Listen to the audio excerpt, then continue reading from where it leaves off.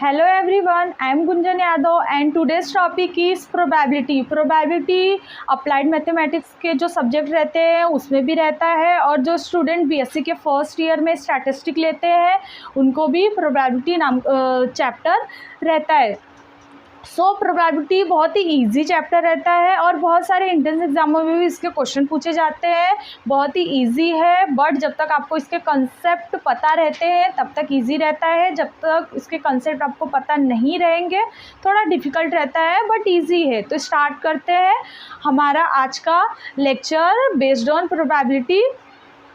तो प्रोबेबिलिटी का डेफिनेशन पढ़ने से पहले हम कुछ इंट्रोडक्शन पढ़ेंगे कि what is a probability, and उसका डेफिनेशन पढ़ने से पहले कितने सारे बहुत सारे डेफिनेशन यूज़ होते हैं उसका डेफिनेशन, प्रोबेबिलिटी का डेफिनेशन पढ़ने से पहले वो हम पढ़ेंगे, फिर डेफिनेशन ऑफ प्रोबेबिलिटी स्टार्ट करेंगे। तो स्टार्ट करते हैं introduction. In our day-to-day life, we heard sentences like weather forecasting। तो हम न्यूज़ पे या हमारे फ़ोन के नोटिफिकेशन पे भी वेदर फोरकास्टिंग के न्यूज़ पता चलते हैं कि it will be possibly rain tomorrow. तो कल हो सकता है कि बारिश होगी, तो पॉसिबिलिटी पहले से बता देते कि कल बारिश होगी, पर क्या फिक्स रहता है? नहीं। तो प्रोबेबिलिटी का मतलब ही क्या होता है? पॉसिबिलिटी होता है, हो सकता है या नहीं हो सकता है। और सेकेंड इसमें फ्लिपिंग अ कॉइन और डाइस। तो फ्लिपिंग अ कॉइन करते हैं, कॉइन फ्लिप करते हैं तो हमें पता रहता है कि हेड आएगा या टेल आएगा, उसकी पॉसिबिलिटी हमें पता रहती है, बट कंफर्म रहता है क्या कि हेड रहेगा या टेल रहेगा? नहीं। तो ऐसे डाइस का एग्जांपल हम देखते हैं कि डाइस में भी डाइस थ्रो करते हैं तो हमें पता है 1 आएगा, 2 आएगा, 3 आएगा, 4, 5 एंड 6, बट हमें कंफर्म नहीं रहता है या 1 आएगा या 2 आएगा। तो बेसिकली प्रोबेबिलिटी का मतलब ही होता है पॉसिबिलिटी। तो बेसिकली प्रोबेबिलिटी मीन्स पॉसिबिलिटी, इसका मतलब भी क्या होता है? पॉसिबिलिटी, हिंदी में संभावना इसको बोलते हैं। It is a branch of mathematics that deals with the occurrence of a random event. तो ये मैथमेटिक्स का एक ब्रांच है और डील करता है अकरेंस ऑफ रैंडम इवेंट्स, बहुत सारे रैंडम इवेंट्स पे काम करता है। तो इवेंट्स का मीनिंग, इसका डेफिनेशन क्या होता है, अभी हम इसके आगे इवेंट्स के भी डेफिनेशन देंगे। Meaning of probability is basically the extent to which something is likely to happen. जैसे कि हम डाइस थ्रो करते हैं तो कुछ तो हैपेंड होगा ही, या हेड या 1 आएगा, 2 आएगा, 3, 4, 5, 6, कुछ तो हैपेंड होगा ही। तो उसका मतलब होता है हम कुछ इवेंट कर रहे हैं या उसको कुछ कर रहे हैं तो हैपेंड कुछ तो कुछ मिलेगा ही, उसकी कुछ तो कुछ प्रोबेबिलिटी हमें पता ही रहेगी। जैसे कि कल रेन होगी, बारिश होगी, तो पॉसिबिलिटी तो है कुछ तो कुछ होगा, या बारिश होगी या बारिश नहीं होगी। तो यही इंट्रोडक्शन ऑफ प्रोबेबिलिटी। और इसका डेफिनेशन पढ़ने से पहले हम कुछ टर्मोलॉजी और कुछ ही छोटे छोटे डेफिनेशन है जो यूज़ होंगे इसके पढ़ने में। तो पहले हम उसके डेफिनेशन पढ़ते हैं, फिर हम प्रोबेबिलिटी ऑफ डेफिनेशन पढ़ेंगे। हमने प्रोबेबिलिटी का इंट्रोडक्शन पार्ट कवर कर लिया। अभी हमें उसका डेफिनेशन पढ़ने के लिए कुछ बेसिक डेफिनेशन आनी चाहिए, वो पढ़ेंगे, उसके बाद उसका डेफिनेशन करेंगे। स्टार्ट करते हैं basic terminology. Let's first learn various terms which are used in the definition of probability। तो उसमें फर्स्ट डेफिनेशन हम पढ़ेंगे, रैंडम एक्सपेरिमेंट का डेफिनेशन पढ़ेंगे। तो फर्स्ट ऑफ ऑल पहले आपको पता होना चाहिए एक्सपेरिमेंट। तो एक्सपेरिमेंट का मीनिंग या उसका मतलब क्या होता है कि सपोज़ हमने फ्लिप द कॉइन किया, उसको टॉस किया, कॉइन को टॉस किया, तो वो क्या हो गया? एक एक्सपेरिमेंट हो गया। अभी क्या आएगा, हेड टेल, वो हमें नहीं मालूम, पर उसको जो फ्लिप किया, उसको टॉस किया, तो वो क्या हो गया? एक एक्सपेरिमेंट हो गया। तो रैंडम एक्सपेरिमेंट का मतलब होता है कि क्या आउटकम आने वाला है, कोई भी एक्सपेरिमेंट किया, जैसे कि हमने टॉस द कॉइन किया तो उसका आउटकम क्या आने वाला है वो हमें नहीं पता होता है, बट उसके पॉसिबल आउटकम हमें पता रहते हैं। पॉसिबल आउटकम मतलब कि हमें मालूम है कि हेड आएगा या टेल आएगा, पर हमें आउटकम मतलब टोटल आउटकम, मतलब उस मेन आउटकम क्या होगा वो हमें नहीं पता रहता है, या हेड होगा या टेल होगा वो नहीं मालूम रहता है, बट हमें ये पता रहता है कि पॉसिबल आउटकम क्या हो सकते हैं, या हेड हो सकता है या टेल हो सकता है। तो वही उसका डेफिनेशन भी वही लिखा है, उसका डेफिनेशन पढ़ते हैं रैंडम एक्सपेरिमेंट का। An experiment is called random experiment if, उसको रैंडम, कोई भी एक्सपेरिमेंट को हम रैंडम एक्सपेरिमेंट कब बोलेंगे, if the outcome of experiment is not known in advance, उस एक्सपेरिमेंट का आउटकम क्या होने वाला है वो हमें पता नहीं होता है, but all possible outcome of the experiment are known. जैसे कि मैंने बोला, एग्जाम्पल दिया फ्लिप द कॉइन या टॉस द कॉइन का, कि कॉइन को टॉस करते तो हमें पॉसिबल आउटकम पता है, हेड होगा या टेल होगा, बट हेड होगा या टेल होगा वो हमें नहीं पता होता है। तो वही होता है रैंडम एक्सपेरिमेंट। रैंडम एक्सपेरिमेंट का वही क्या रहता है, डेफिनेशन रहता है। एग्जाम्पल क्या है, when a coin is tossed, हम क्या करते हैं, कोई कॉइन को टॉस करते हैं, either we get a head or a tell. तो हम एक्सपेरिमेंट कर रहे हैं, कॉइन को टॉस कर रहे हैं, तो हमें पता है आउटकम, पता है पॉसिबल आउटकम पता है, हेड होगा या टेल होगा, पर आउटकम उसका क्या ही हेड ही होगा या टेल ही होगा वो हमें नहीं पता रहता है, उसको ही बोलते हैं रैंडम एक्सपेरिमेंट। सेकेंड है टॉसिंग अ डाई, तो वी गेट आइदर 1 और 2 और 3 और 4 और 5 और 6। तो पॉसिबल आउटकम तो हमें पता ही है, 1 ही आएगा या 2 आएगा या 3 आएगा, 3 4 5 6 कुछ भी आ सकता है, बट 1 आएगा, कंफर्म 1 है या कंफर्म 2 है वो नहीं पता रहता है, तो उसको ही बोलते हैं रैंडम एक्सपेरिमेंट। तो ऐसा एक्सपेरिमेंट होता है जिसमें हमें पॉसिबल आउटकम क्या होने वाले वो पता रहता है, बट उसका आउटकम क्या होगा वो नहीं पता रहता है, उसको ही बोलते हैं रैंडम एक्सपेरिमेंट। आगे भी बहुत सारे डेफिनेशन है बट स्पेस नहीं है, इसलिए if you want to copy that, copy. Now second one is outcomes. तो आउटकम्स का डेफिनेशन क्या होता है, उसकी मीनिंग क्या होती है। अभी हमने रैंडम एक्सपेरिमेंट का डेफिनेशन पढ़ा, तो रैंडम एक्सपेरिमेंट में जो पॉसिबल रिजल्ट रहते हैं उसको ही हम बोलते हैं आउटकम्स। तो उसका डेफिनेशन पढ़ते हैं, उसका डेफिनेशन क्या है, a possible result of a random experiment is called outcomes. तो जो भी रैंडम एक्सपेरिमेंट किया उसका जो पॉसिबल रिजल्ट होता है उसको ही हम बोलते हैं आउटकम्स।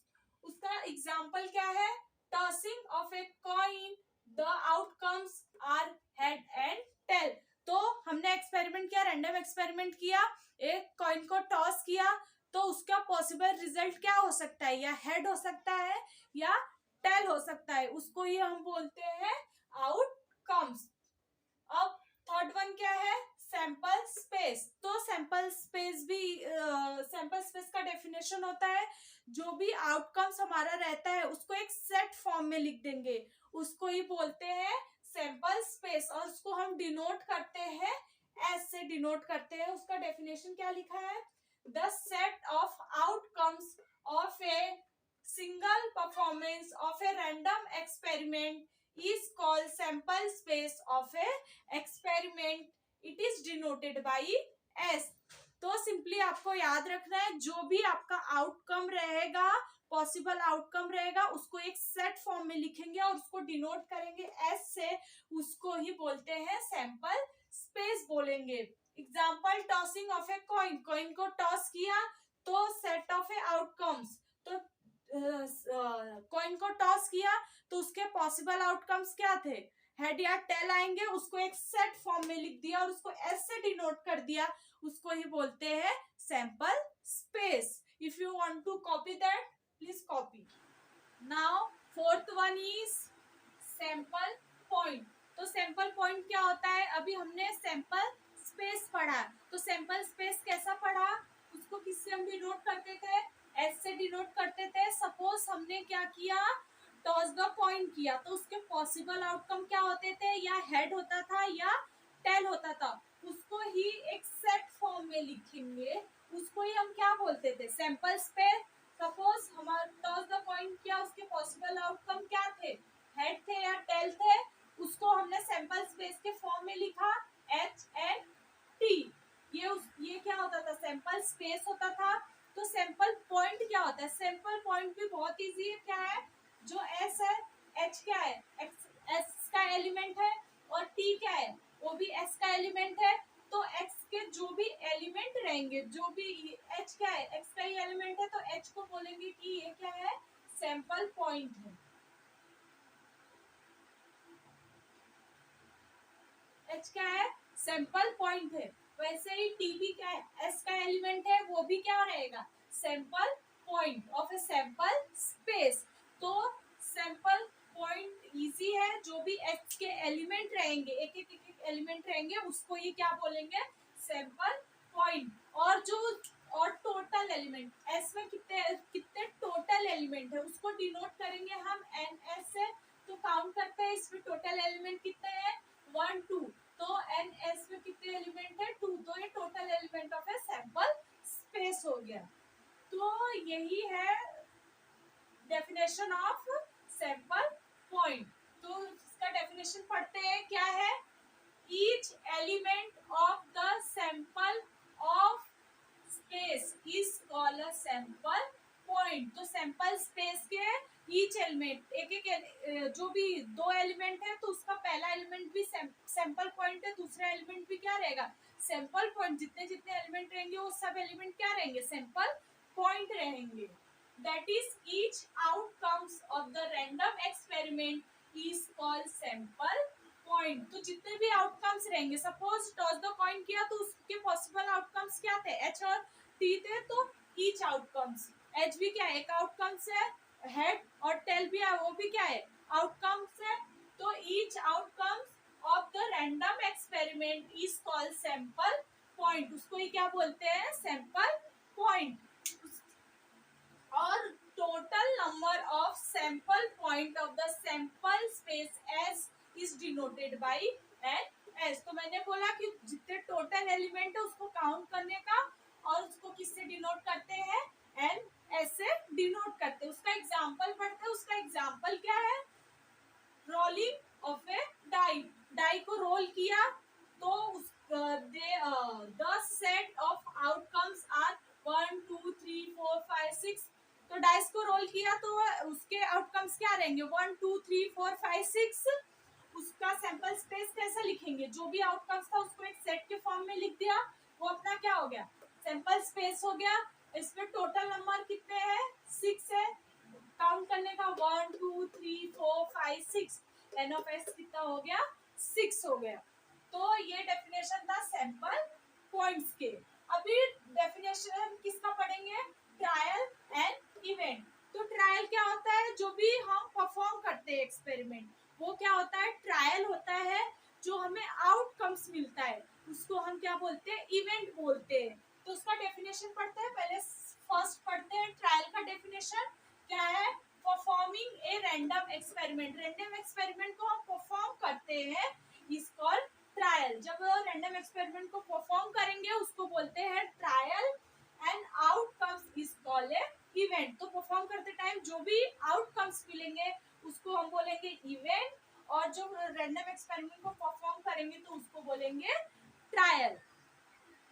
तो ये हमने डेफिनेशन पढ़ा सैंपल पॉइंट्स के और ट्रायल एंड इवेंट्स के।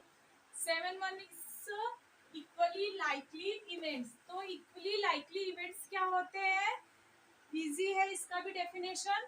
अभी हमने इवेंट्स पढ़ा कि इवेंट्स क्या होते हैं, अभी हम पढ़ेंगे इक्वली लाइकली इवेंट्स। तो ये सिंपल है, इसको ऐसे समझेंगे। सपोज हमने डाइस को रोल किया, तो डाइस को रोल किया, तो उसके आउटकम्स क्या क्या हो सकते हैं, 1 2 3 4 5 6। तो जब हम डाइस को रोल करते, तो सबके इक्वली चांस रहते हैं। जैसे 1 का भी इक्वली चांस है, 2 का भी, 3 का भी, 4 का और 5 और 6 के भी इक्वली चांस है। जैसे रोल किया तो अभी जरूरी नहीं है कि 1 ही आएगा, 2 आएगा या 3 या 4, सबके इक्वली चांस है। या 1 के भी सेम चांस है, 1 आ सकता है, वैसे 2 के सेम चांस है, 2 3 ऐसे अप टू 6 के इक्वली चांसेस रहते हैं कि हाँ ये इसके भी सेम चांस है, इसका भी सेम चांस है, उसको ही बोलते हैं इक्वली लाइकली इवेंट्स। तो इसका डेफिनेशन पढ़ते हैं, क्या है? Events are said to be equally likely. Events given रहेगा, उसको हम इक्वली लाइकली इवेंट्स कब बोलेंगे? If we have no reason to believe that one is more likely to occurrence than other. हम इस पे बिलीव नहीं कर सकते कि जो दूसरे आउटकम्स है वो क्या है, उनके चांसेस ज्यादा है, ऐसा बिलीव नहीं कर सकते, उसको ही क्या बोलेंगे? Equally likely events. तो क्या है? No reason to believe that, हमें कोई रीजन नहीं है that one is more likely to occurrence than the other.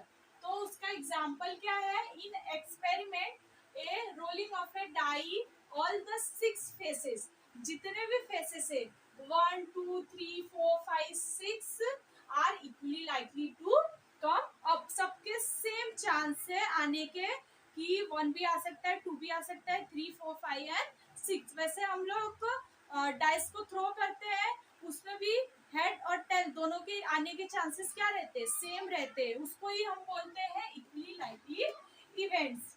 Now 8th is complementary events. तो कॉम्प्लीमेंट्री इवेंट्स क्या होते हैं? सपोज हमें सैंपल स्पेस दिया है, सैंपल स्पेस में से कोई एक इवेंट है, सपोज हमारे पास सैंपल स्पेस है कि हम लोग डाइस को थ्रो किए, उसका सैंपल स्पेस में 1 2 3 4 5 6 है। हमने एक इवेंट लिया जिसमें ऑड नंबर है, उसको ए से डिनोट किया, उसमें नंबर्स कैसे 1 3 5, ये क्या है? इवेंट है। और इस इवेंट का हमें कॉम्प्लीमेंट लेना है। कॉम्प्लीमेंट का मतलब क्या होता है कि इस सेट ए का कॉम्प्लीमेंट लेना है, तो ए में जो भी एलिमेंट रहेंगे उसको छोड़ के जो भी एलिमेंट बचेंगे उसको ही क्या बोलते हैं? कॉम्प्लीमेंट। तो इसको कैसे समझ सकते हैं कि हमारा सैंपल स्पेस, ये क्या है? सैंपल स्पेस है, उसके अंदर एक इवेंट है, ये किधर का सेट है? एस का ही सेट है, और इस सेट का हमें क्या निकालना है? कॉम्प्लीमेंट निकालना है। तो ये ए कहाँ है? एस में है, अभी हमें इसका क्या निकालना है? कॉम्प्लीमेंट। तो ए को छोड़ के इसको निकाल के जो भी बचेगा वो कहाँ आएगा? उसके कॉम्प्लीमेंट में आएगा। तो ये होता है कॉम्प्लीमेंट किसी भी सेट का। उस सेट को छोड़ के जो भी एलिमेंट जो यूनिवर्सल सेट रहेगा, तो इसमें यूनिवर्सल सेट क्या है? अपना एस है, उसमें ही क्या है? ए है, और ए का क्या निकालना है? कॉम्प्लीमेंट। तो उस यूनिवर्सल सेट में ए को निग्लेक्ट कर दो और जो भी एलिमेंट बचेगा, तो 1 2 3 4 3 को निग्लेक्ट कर दिया, 1 3 5 को, तो क्या एलिमेंट बचा? 2 4 6। तो ये 4 5 सॉरी, तो हमने 1 3 5 को निग्लेक्ट किया, तो हमें क्या क्या एलिमेंट बचा? 4 बचा, 5 बचा और 6 बचा, और क्या बचा? 2 बचा। तो ये क्या होता है? कॉम्प्लीमेंट होता है उस इवेंट का। तो उसका डेफिनेशन कैसे है? If A is any event from sample space, A क्या है? कोई भी इवेंट है, कहाँ से? सैंपल स्पेस से है, of a experiment as the non occurrence of event A, मतलब जो भी नॉन अकरेंस नहीं, जो भी एलिमेंट ए के नहीं होंगे वो सब किस में आएंगे? उसके कॉम्प्लीमेंट्री में आएंगे, उसके कॉम्प्लीमेंट में आएंगे। Element a is called event, is an event called complementary event. उसको ही क्या बोलते हैं? Complementary event. आई होप मैंने इंट्रोडक्शन पहले कराया इस वीडियो में सबसे पहले, फिर कुछ डेफिनेशन कराए, आपको समझ में आया होगा। Thank you so much for watching this video.